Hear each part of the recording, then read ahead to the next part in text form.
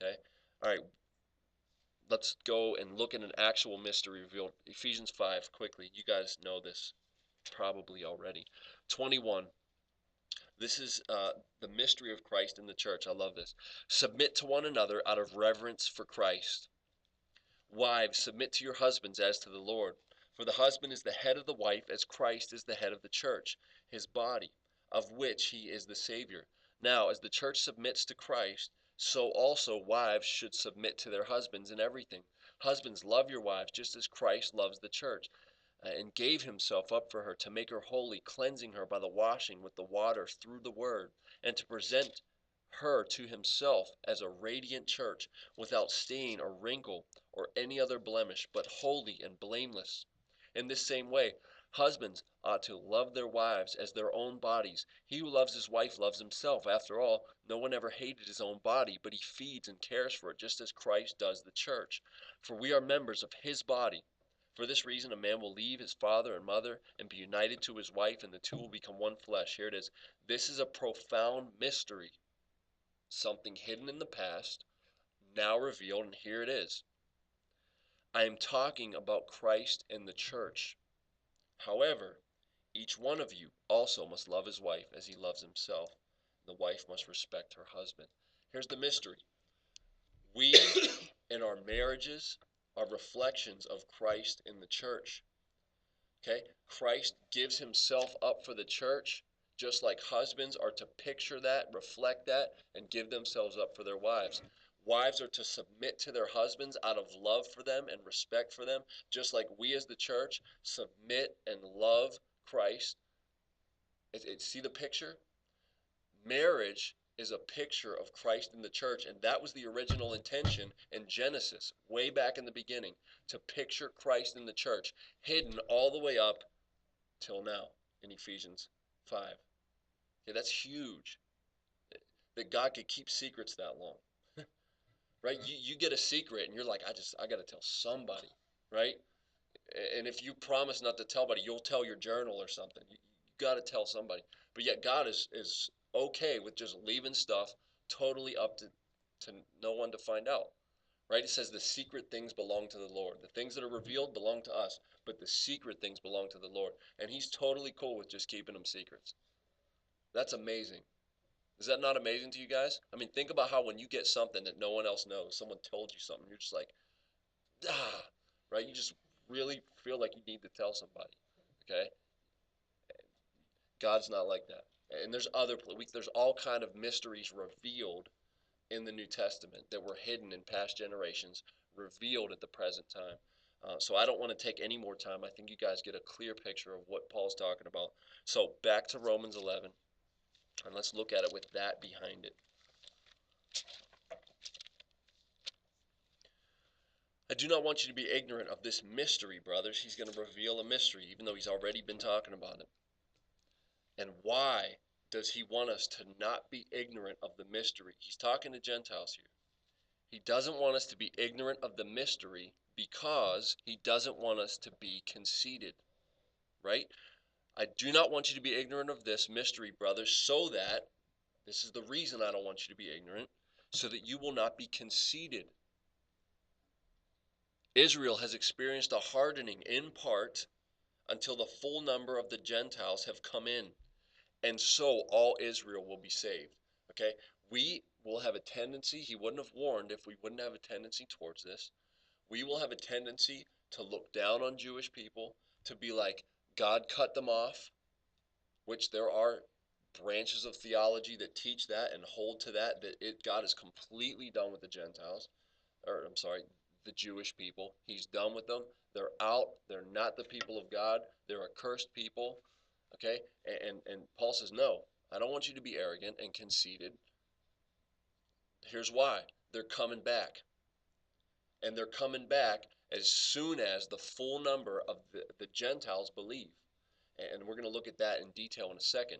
So the reason he doesn't want us to be ignorant of the mystery, what's the mystery? The mystery is that, okay, the Jewish people were cut off from the covenants from God for a time in order that the Gentiles might come to salvation. And then later, he's going to bring the Jewish people back.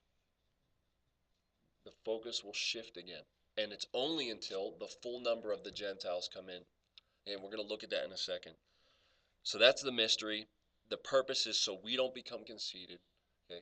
No anti-Semitism. That stuff's disgusting. And it's funny, isn't it just odd to you that all nations sort of are against Israel? Isn't that just something odd? That like it's so easy to make jokes, or I shouldn't say so easy. We hear so many jokes about Jewish people where there's tons of nations we could cut on, if you will, right? The Japanese and the Chinese and the I mean, there's all kinds of. Not that I'm saying we should cut on them either. I'm just saying there's countless nations, Cretans and Greeks, and I mean, you know what I'm saying? Yet so much directed towards Jewish people. Why is that? You guys ever just sit and think about that? Why have they been a persecuted people for ages? Yeah, not just jokes. Yeah, I mean, you guys, if you've been keeping up with the news, you know that there was just a bombing, and there's a the nation of Iran is their goal. They say, I want to. President Tom, as Glenn Beck calls him, wants to wipe Israel off the face of the planet to usher in the Messiah. You guys ever hear him say that? I mean, that's his, and they're making nukes. Okay, and I don't want to get into world events and okay, it's not an accident. I mean, this has been going on for a long time, and some of it in the Old Testament. Who is behind it?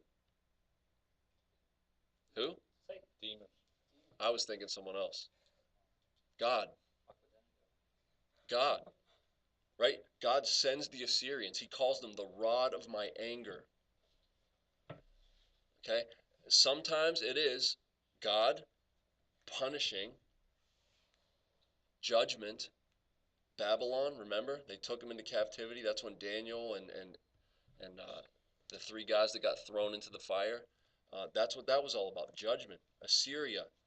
Um, and then not all the time is it God.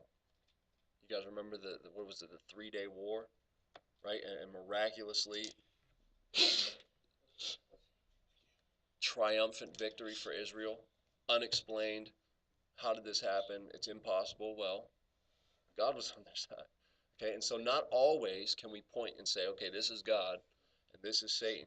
A lot of this is hidden, but God uses wicked nations to bring his judgment and to accomplish his purposes and to discipline his people. I mean, that's what Hebrews 12 is about for us. What father does not discipline the son that he loves? If you don't experience God's discipline, you're not a true child of God. You ever read that?